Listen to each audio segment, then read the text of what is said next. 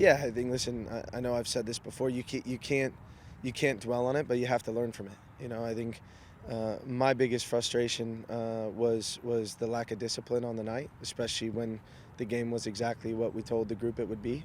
But we've had a hell of a response this week. The group has been training really, really well. The mentality's been excellent.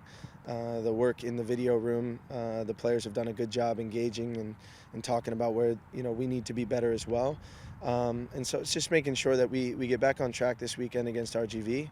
Certainly dealing with a lot of adversity with regard to numbers, but that's what you have a team for. So. I've heard you say the word mentality a lot, including last night with the soccer ball, and just about what it takes to win another championship here. Has that been the key when you look at the end of this game, mentality?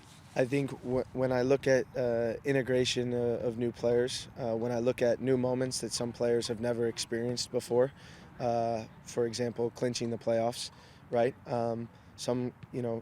For some guys that was an incredible experience just clinching it. But it's making sure that it's very clear that that's not the goal here. And so you work through those things with the players. And the reason I speak about mentality a lot, it's because we should not have any complacency. There's still everything to play for. Again, I don't want us to dwell on the Memphis result. It wasn't at the expectation that we want. But at the same time, there is still plenty to play for. And I think if we go into these games with the right mentality for 90 minutes, that we can't be beat. And I feel like when we've been beaten this year, it's because of a lack of that mentality for the entire game. What's been the message to the guys now about just the table situation where not completely in your hands? It's control what we can control. So right now we have RGV in front of us, 3 points. Ultimately, I think we're sitting on 63 at the moment. And I think at the beginning of the year, if you talked to the group and said, hey, at the end of the year, you're going to have 72 points, I think most of the group would be like, yeah, that's fantastic. So we want to focus on RGV and try to make sure we come out of there and be on 66 points and then take it one game at a time. You mentioned numbers issues. How much can you tell us about that? We're missing a lot of players. Put it this way, it might be easy to put an 18 together because I'm not even sure we're going to have 18. Put it that way.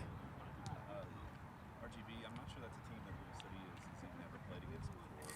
Going down there for the first time, what do you know about them? And it looks like they have a nice facility, nice field. Yeah, know a lot about them. Obviously from this year with scouting them, and then with regard to where we're going, I've been there because I came from the West.